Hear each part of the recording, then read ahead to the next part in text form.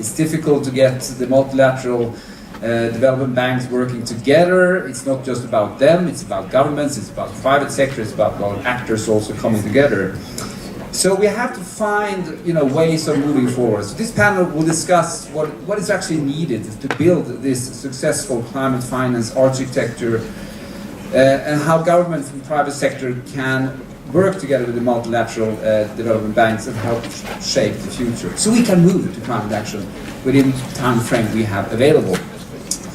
So the panel I have next to me here, I will do a little bit different this time. I will introduce you one by one, when I ask the question, because otherwise people tend to forget the names. So I will first introduce Honorable Benito Owusu-Biyu, Deputy Minister, Ministry of Land and Natural Resources from Ghana. So if you look at the financial infrastructure today, I mean, it's a global financial infrastructure, but it's also, of course, operating together with countries and other actors. How do you think it operates today, and what do you see as the challenges?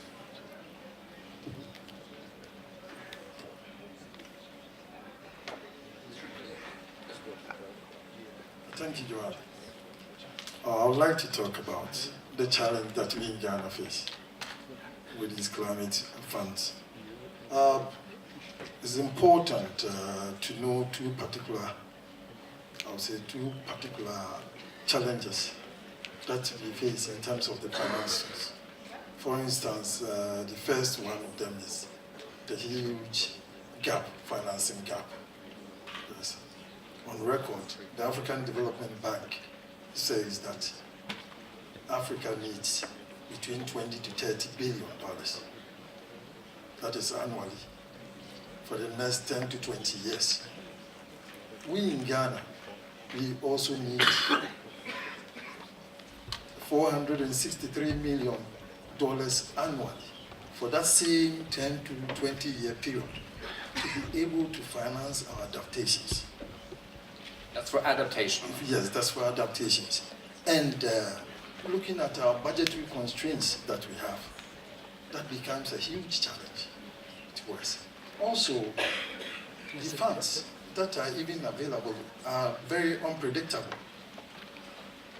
to the extent that it becomes sometimes difficult in planning, because you don't know when these funds are going to be released for you to work with. Then we have the funds also being so fragmented, that is various funds, to the extent that it becomes difficult sometimes to know the requirements of each and every one of them.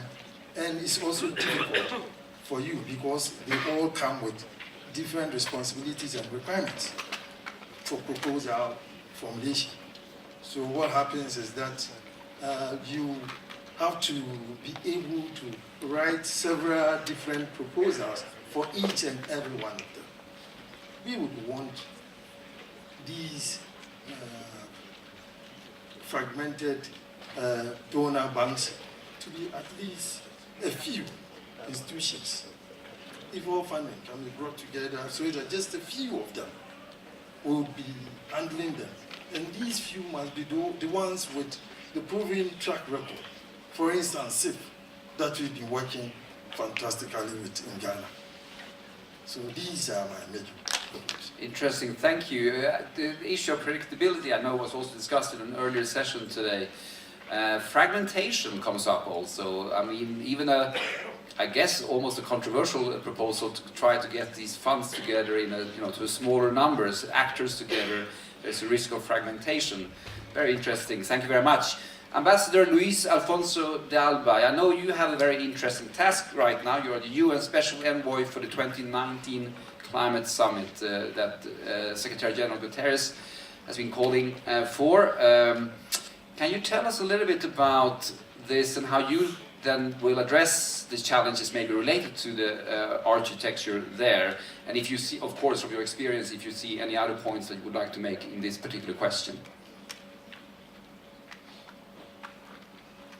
Thank you very much, Johan.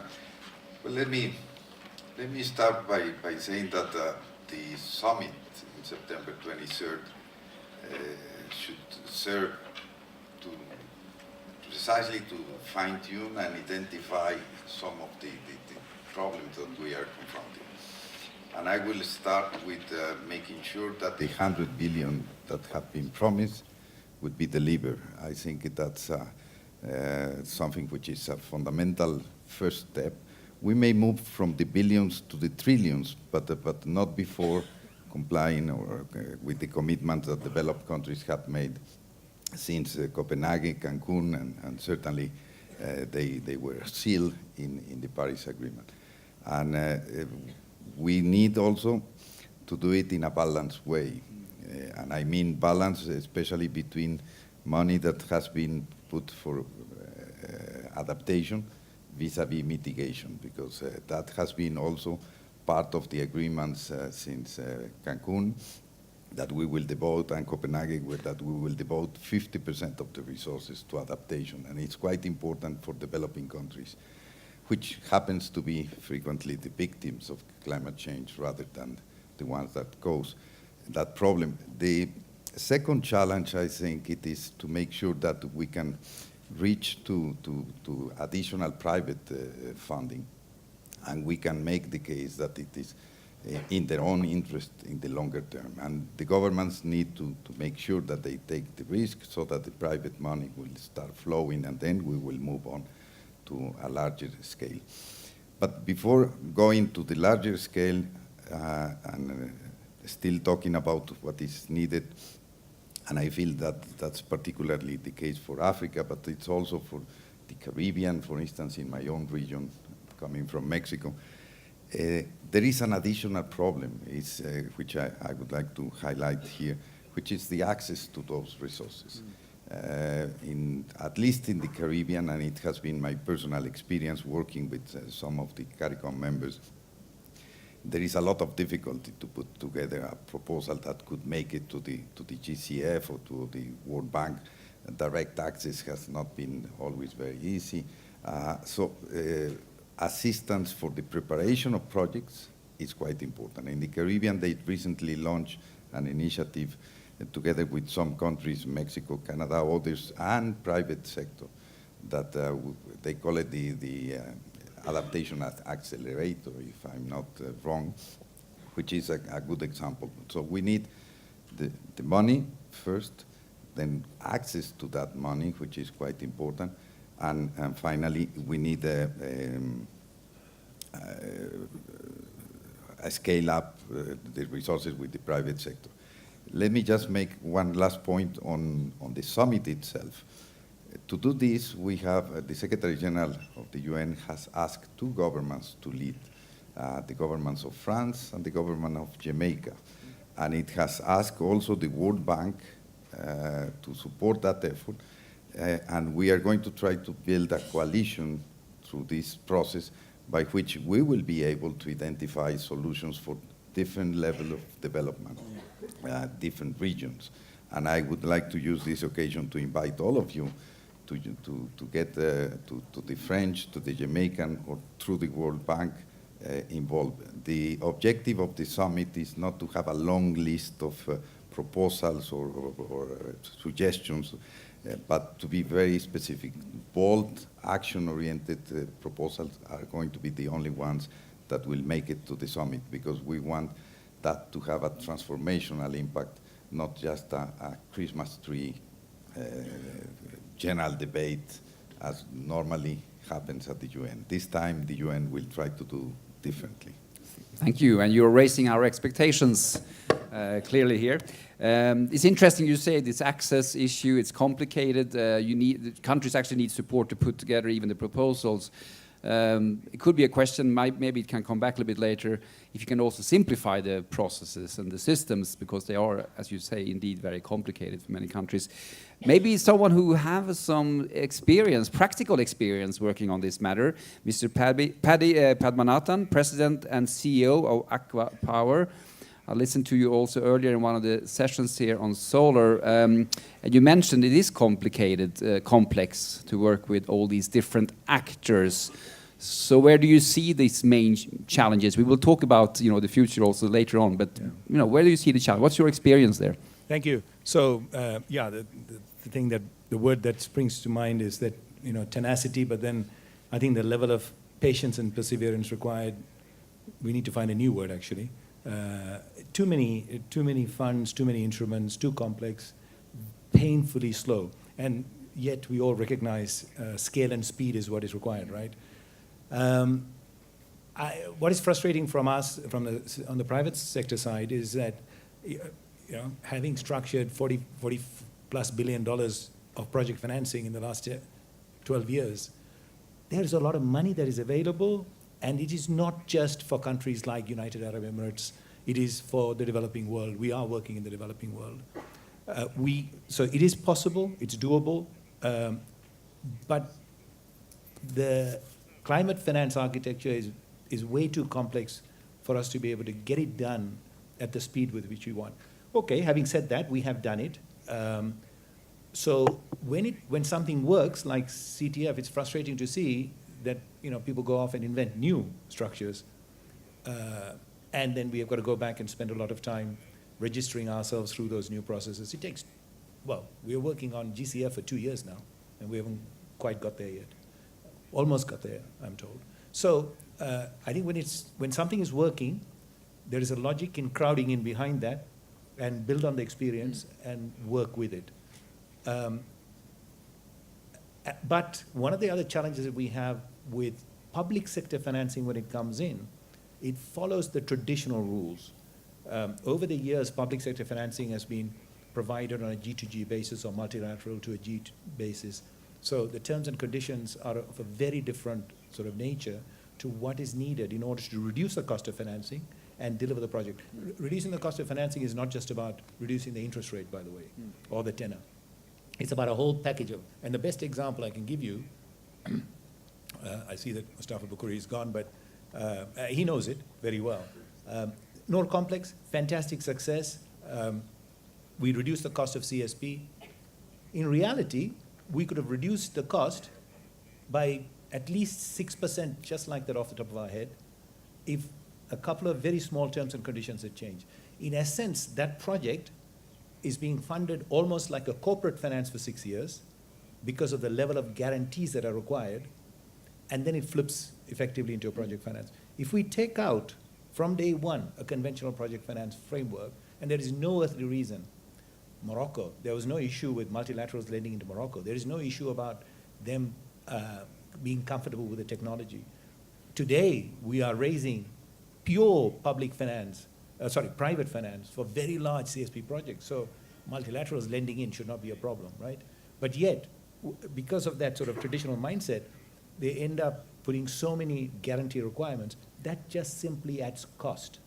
So take an $800 million project, just one of these projects, they're typically 600 to 800 million, take one 800 million, the 40% extra level of guarantees required for that first 6 years very coolly adds, so $320 million worth of guarantees, 1.5% guarantee cost. Very quickly, you add $30 million extra to the project cost. Yeah.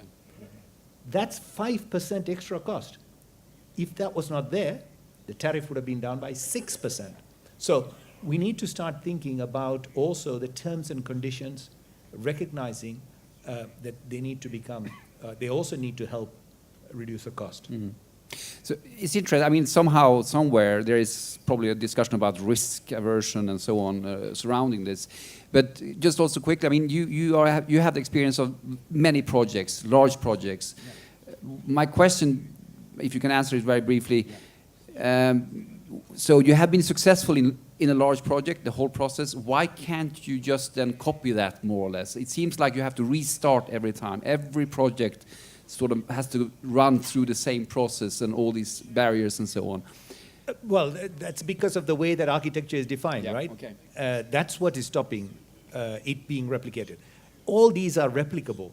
Again, we also sit back and are frustrated to see why is it that we have to go back and go through all those negotiations again. And the other thing is this complexity also limits the number of players who can participate. Yes. If only we can get more private sector actors to participate as well. If they can, if the complexity can be reduced, you will get more participants. More actors on board. Kate Hughes, Director for International Climate and Energy, UK Department of Business, Energy and Industrial Strategy. Welcome back to the panel here as well. What are your reflections when you hear all this? I mean, you come from a government, you are one of the funders of the systems, of course, and I'm sure that you also, set certain requirements on the system. So what are your reflections? Where do you see the barriers today before we talk about the future? Good question. And yes, the UK government is a large contributor to the climate finance architecture. I mean, what a phrase that is. I mean, we're the largest donor to the climate investment funds, which we're very proud of, and we contribute a huge amount of our climate finance to some of these large funds. And so I guess, yes, we are also part of the problem as much as the solution, and that doesn't mean that we don't want to also change it from where we're sitting. And we see great opportunities within the architecture. But I mean, I'm just going to pause and just say, just even the term architecture is something which, when I first started working in this field, I thought, what on earth are they talking about? And you sit in these meetings and people talk about modalities and operationalizing, different kinds of architectural, processes. And you think, what's going on here? Because what's actually important about this is the architecture isn't the ends, it's the means to the ends. And so it needs to be fit for purpose. The architecture needs to deliver what you want it to deliver, and it needs to be fit for purpose, and it needs to be locally appropriate, and it needs to be resilient, and it needs to adapt over time and to be flexible. But I think sometimes we get a little bit too hung up on the actual architecture and forget about what's actually important and what are we actually trying to deliver. Or assume that there's just one architecture.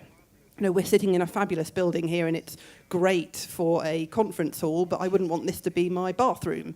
So there are different kinds of architecture for different kinds of things. And, with the UK and all of you out there, you will, we all kind of use different kinds of finance in different ways. We have bilateral programs, I have multilateral programs, I have multi-buy programs, and I have buy-multi programs. What on earth that means, you can ask me over a drink tonight.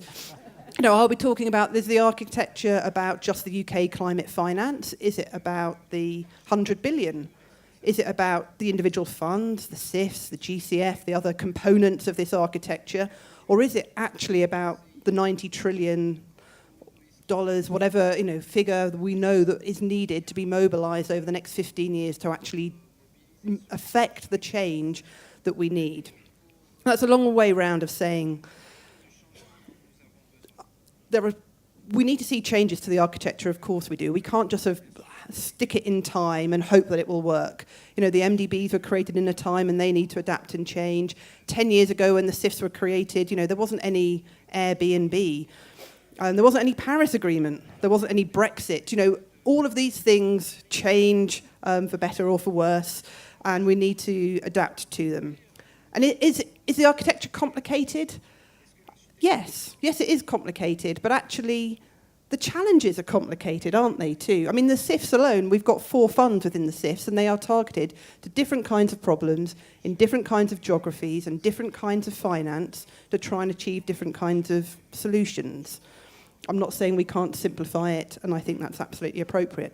And the barriers to change are complex. If we're trying to leverage more capital, if we're trying to do capacity building in countries, if we're trying to overcome risk, if we're trying to leverage private finance, and if actually ultimately we're trying to make all of that normal, not just something which the climate finance architecture does, but that everyone does as a matter of course, then maybe we need some complex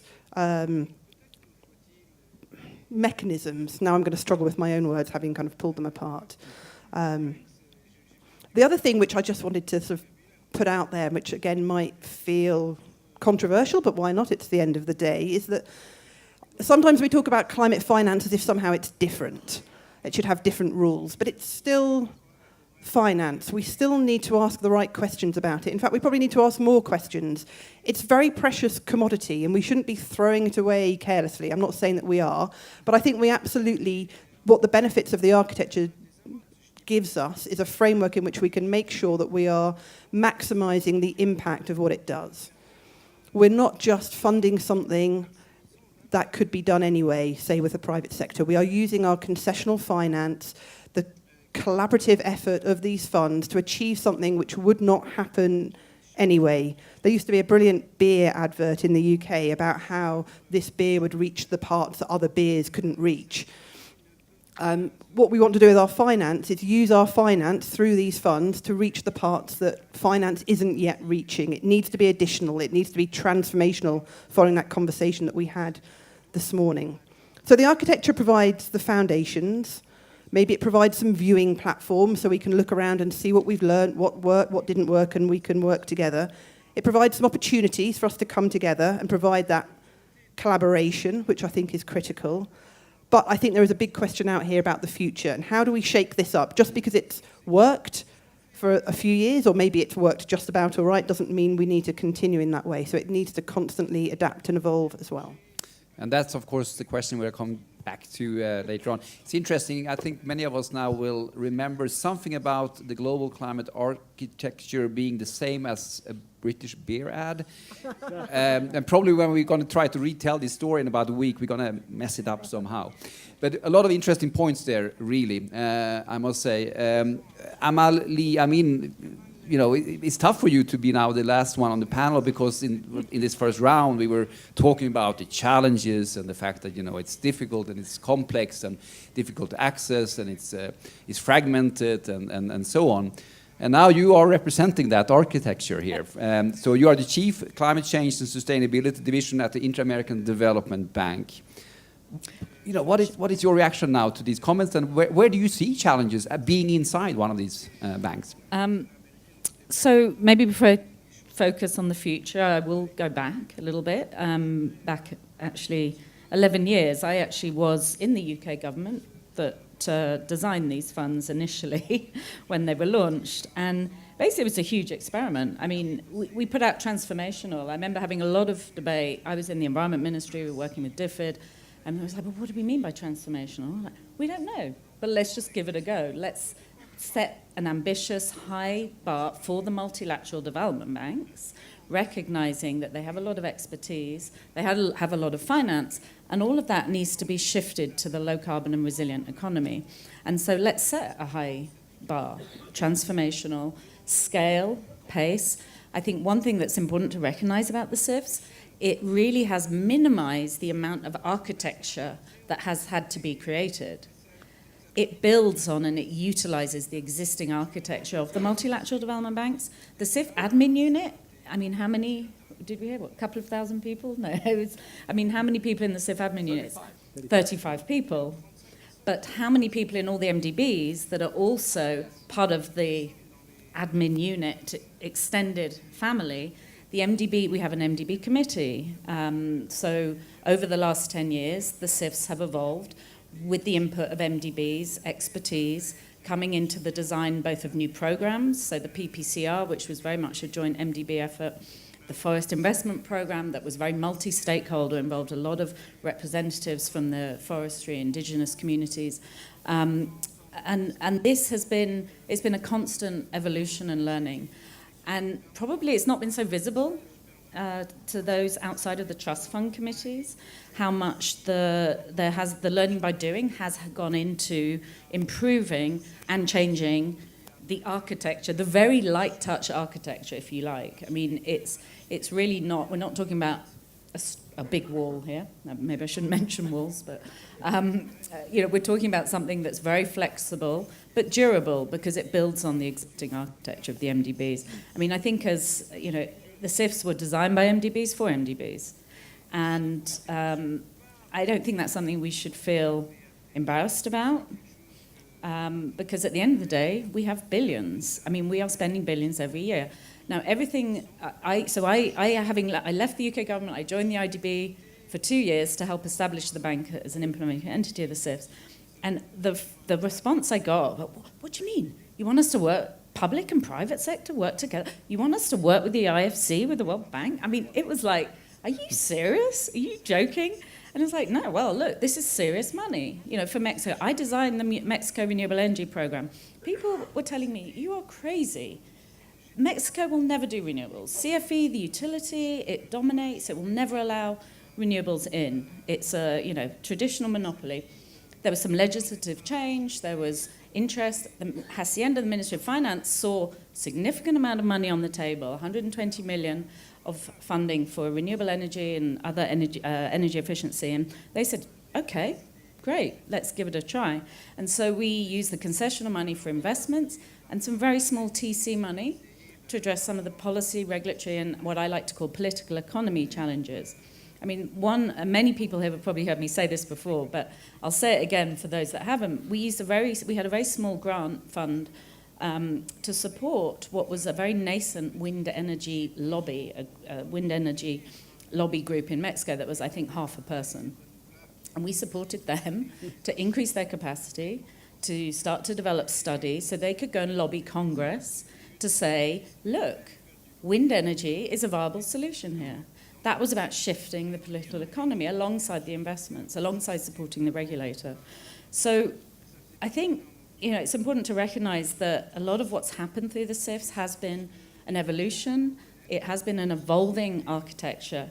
The question is, of course, what's coming next, and where do we go? But I think, and I'll stop now because I can see the way you're holding the mic that you're conscious of time. But it is really important that we build on the successes, the experiences, and very, very importantly, the incentives that the CIFs have set, both inside the MDBs, with governments, with the private sector, because it really is about ensuring the incentives are all working in the right direction. Excellent, thank you. And I mean, you stress very clearly, we talked about challenges here, but of course a lot of things have really worked. Things take time, you have to learn.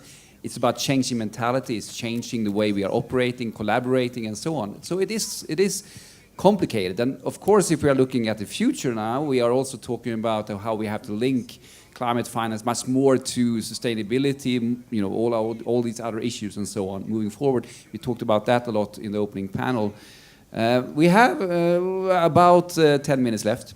So I would like to talk a little bit about the future. I mean, tomorrow we'll be focusing a lot on the future in the sessions.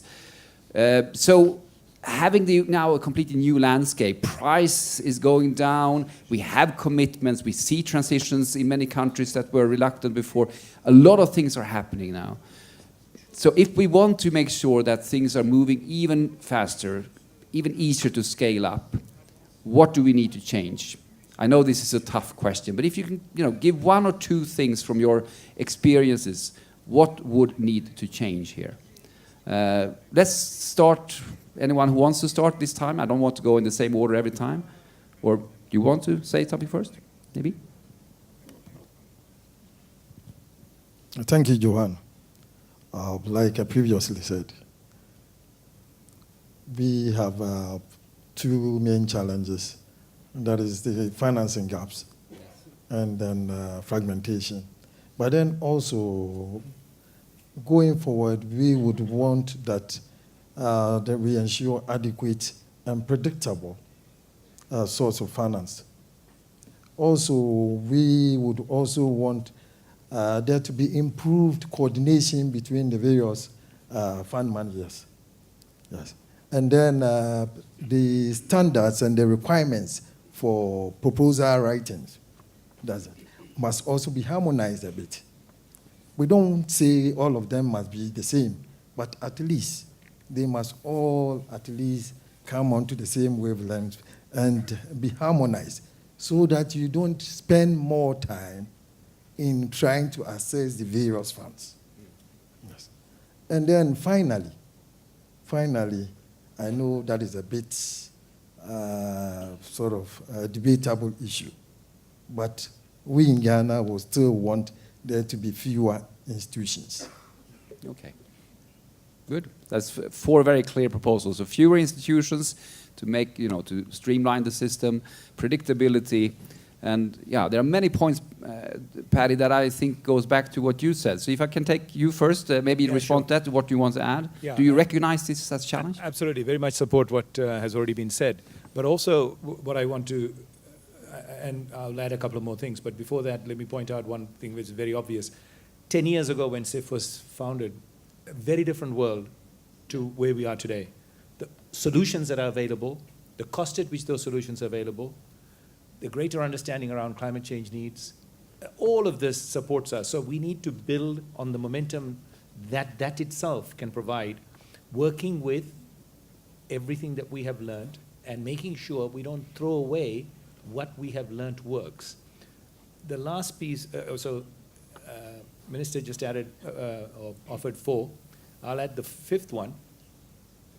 Private sector has shown what it can deliver. Private sector has got vast, 10 times more resources than clearly what you have, because you're already multiplying it by 10. And in fact, I believe private sector these things can be multiplied by 20 times. Provided you understand the needs of the private sector and work more directly with the private sector. I think there is perhaps coming less and less a need to channel through the government and government-related entities, but work much more directly to use the government-related entities to govern, to set policies, and to micro-monitor, not micromanage. Allow private sector to get on with what it can do best. Do you think there will be an increasing shift towards private sector investments, rather than, or so? I mean, is it more as a catalyzer than that? Absolutely. Yes, I think you can rely, and private sector is moving on. I mean, as the cost comes so low, where we can become so confident that the default rate is going to be very low because it is so cost efficient, there will be more and more private sector money that is flowing in, because there is a lot of private sector money that's out there that doesn't know what to do, where to go. So it will end up there. Marshalling public sector funding in the right way, you can catalyze it and you can accelerate it. And what is needed for that 1.5 goal is to get it done next week, not next year. Ambassador Dalba, looking at the future also, maybe picking up a little bit though, because I think also private sector funding will flow faster. I mean, there is no question that they see investment opportunities here. Sometimes a risk though, that certain countries are left out. They tend to go maybe to certain countries. The UN is always very much concerned about the most vulnerable countries also, and also coming up then to the climate summit. So looking ahead, looking at the future, what are your dimensions here? How do we make sure that actually it becomes an inclusive agenda still? Well, I think the first point is to recognize that private and public money can grow and substantially, and we need to encourage that, but without leaving anybody behind. And we cannot continue to finance only large infrastructure projects. We need to be certain that, depending on the level of development of the country, in some cases scale is not going to be so important, but the capacity to replicate projects could be also very important. In some cases we need to work regionally or sub-regionally so that the scale would be appropriate for the financing. So I think the responsibility of the UN is precisely that, to scale up public finance, to shift the policies, governments to support private investment, and investment to move away from the so-called brown economy and to put more money on the green economy, bring in more climate into development as a whole. That kind of trends in terms of policy could be encouraged by the UN, but I will insist with a balanced approach, because the needs of different countries, depending on the level of development, and different regions in some cases, because they face different challenges, is quite important for us. Maybe just as a curiosity, and it's a broader question, the summit that we will have in September, what kind of specific outcome can we expect? Is it in terms of a declaration? Is it in terms of, are you looking for clear commitments? What is it that you'd like to see coming out of the summit? Well, we have a big advantage, and the advantage is that we do not need a declaration. We do not need a negotiated outcome. Yippee. We will certainly have some kind of record and summary under the responsibility of the Secretary General. And precisely because of that, we are aiming at results, action-oriented results, commitments. Let me give you just one example. Getting a group of countries to commit to issue bonds, green bonds, or having the Chinese committing to greening the Belt and the Road Initiative, or having a number of private and public investors, funds ready to abandon investment on carbon, coal. These kind of actions are the ones we are looking for. Bold, and I would say inclusive in the sense of addressing all needs, and especially something that, and I would put the emphasis, that we could be able to do the follow-up. We need to make everybody accountable of any commitment they undertake. Most of the summits, most of the meetings at that level at the United Nations have not had a follow-up. No. This time we will do a follow-up. Interesting. We look really much forward to that. Can I see how many will actually miss a political declaration, an additional one? Can you raise your hand? Raise your hand. Oh, okay, that's good. So you can report back to the Secretary General that he has our full support for an action-oriented agenda, no additional political declarations. The name of the summit has changed already to now it is the Climate Action Summit. The Climate Action Summit. We love that. Thank you so much for that. Kate, talking about the future then, I mean, again, you are with an important government when it comes to the architecture. And you had some clear views about some of the challenges there. Really looking ahead, what is it that you're going to push? What are you going to drive in terms of improving the system? What would you like to see there? So I think one of the biggest challenges, and people have been talking about this, is access to the finance that is out there. And I think that's absolutely critical, and that's on a number of fronts. I mean, that's partly joining up the conversation between public and private that we've already mentioned here. And our experience when we've worked with some countries to do that is that people are talking a different language and they talk past each other. So I think there's a lot of work to be done to kind of join up the conversations to actually help different sides of that conversation understand each other if we really are to help people access the finance that's there, and to make certainly some of the systems and the procedures simpler and more flexible, but also faster. And I don't think that access is a means. I think actually it is an end in itself. Actually raising the capacity of people to access finance is worth investing in of its own accord. And I think that's something that we probably haven't given enough time to collectively, and that we should think about much more, because I think that could be transformational. I do think we also need to build on what works. And we've heard a huge amount today about what works, and there's a huge amount in the CIFs that is working. So we mustn't throw the baby out with the bathwater, as we sometimes say.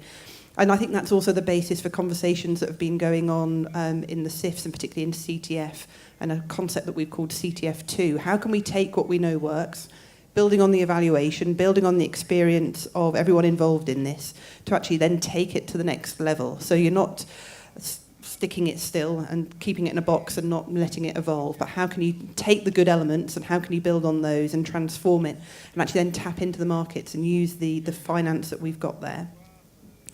I think the third challenge is probably for all of us just to think differently. It's very hard when you're in one paradigm to think about doing things differently, to think about, well, what could this look like and how could it look different and what might that be? And, you know, I think we've all got to challenge each other on that. Maybe we need to do more on the big sectors, which are big emitters. Can we sort of work differently with industry on some of these challenges? Can we tap into some of the actors, the players, the people in the system that we haven't yet reached? And I won't go back to my beer analogy. You're fine. And then I think that the big challenge for all of us is actually then beyond that, beyond what we often talk about, climate finance. It's the bit in the Paris Agreement, 2.1c, for those of you who love knowing which paragraph we're talking about. But it's the bit that says all flows of finance need to be compatible. It's not just climate finance. It's not just the dedicated funds that we're talking about here. It's everything. If we're going to get that absolute seismic shift that we all know needs to happen. We're not talking about the little incremental changes. We're not talking about tweaks to business as usual. We are talking to a radical change. And I think that's the bit where the architecture can provide that framework, can provide the path, if you like, for everyone else to follow. Thank you very much. That was really very, very nice. Amalie, I don't want to put pressure on you, but you are the last speaker you. here So this I've got today. three minutes. But you have also, as you said, an interesting background. You work both in governments and now in the bank, and that gives you the insights on both sides, so to say. So from your perspective, you were part of building this up. We should not throw the baby out with the bathwater. There are many things working. We need to scale up. We need to be more agile, as is the popular word today. Mm-hmm. What do you see as the future?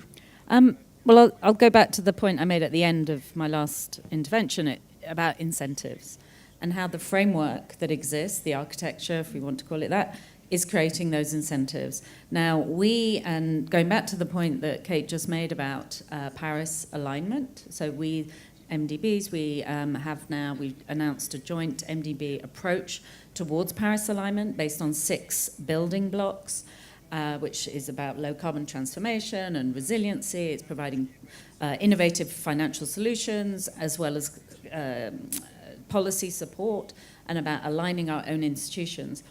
But at the end of the day, when we look at where we are now, I mean, our commitment that we made, we took it to governors for doubling our climate finance by 2020, which means 30% of our portfolio. And actually, in the conversation with our board, we had 2-3 board discussions before it got to governors. And that commitment is subject to continued access to concessional finance. Now, there was no number put on that because, we had a lot of discussion that, now, of course, now in the case of Mexico, where now we've worked a lot in the wind sector, the solar sector, we probably won't use concessional money much more to do projects, wind and solar projects. But actually, we may need it to do the refinancing, to bring in the capital markets, to enable more finance to flow, recycle that finance, which is what we're doing now. In fact, with CTF and also with the UK Sustainable Infrastructure Programme. And so, we have to keep innovating. And a lot of, when I talk about incentives, it's incentives for our teams. They have, if anything that's new, they have to be prepared to go into battle with our credit risk teams, particularly on the private sector side. They have to educate the people who are saying, no, that's too risky. So they have to feel sufficiently that the rewards will, deliver that amount of work involved, time, the opportunity costs are really worth it. And so I do, feel that what the CIFs have been very good at doing have been incentivizing, partly because of the scale of resource, partly because through a programmatic approach, it was recognized that you needed to demonstrate the transformational impact, and that really required looking at the institutional context as well as the investment context. That really created a lot of very positive incentives, and those absolutely have to continue. If we are to go from 30% to 40% to 50% to, by 2050, net zero emissions, we need to be, pretty much 100% aligned to the Paris Agreement. So, we have to recognize that's the journey we're all on, and the incentives, the architecture needs to create those incentives for all of us to move in that direction. Just a quick follow-up question. I mean, we still talk about climate finance, but obviously, listening into today, what the panel is saying, what we said this morning, it is, climate finance supporting sustainable development also. So it's much broader. We're not building energy because we want to, building solar power because we want to save the climate only. We want to provide electricity and so on. So when you say 30%, how is that just shifting within the development banks? So as a development bank, everything we do is about socio-economic development benefits. It's how to ensure that all of that is low carbon and increasingly climate resilient now. So a lot of the discussions with the board was about educating them, because when they first heard about that we wanted this 30%, they were like, oh, so then you're going to take away from other things in health, education, in other, we're not going to be able to do transportation. I was like, no. And in fact, actually, most of what we do in health and education is build hospitals and schools. Actually, we refer to that as social infrastructure. So what we've done in the last 2 or 3 years now, pretty much every school, every hospital is now a green building. Exactly. It's energy efficient, it's got solar panels, etc. So it's not about saying we're taking money away from other development objectives and putting it into climate, quite the opposite. It's about delivering low carbon, climate resilient development and building that path and working to transform all sectors of the economy ultimately. Excellent. So it actually takes us probably, hopefully soon, where we talk about 100% of our finance is actually building this society, and thus it's also climate smart. I will not summarize this panel. I think you have, provided a really nice bridge from the discussions today, which has focused quite a lot on the challenges, some opportunities, of course, as well, from this morning as well, and then taking us also tomorrow when we will look into the future even more. So a big applaud, a big thank you to the panel for this. This is the end of day one, almost at least. Or do you want to have an additional panel? We can always set one up for you. It's no problem.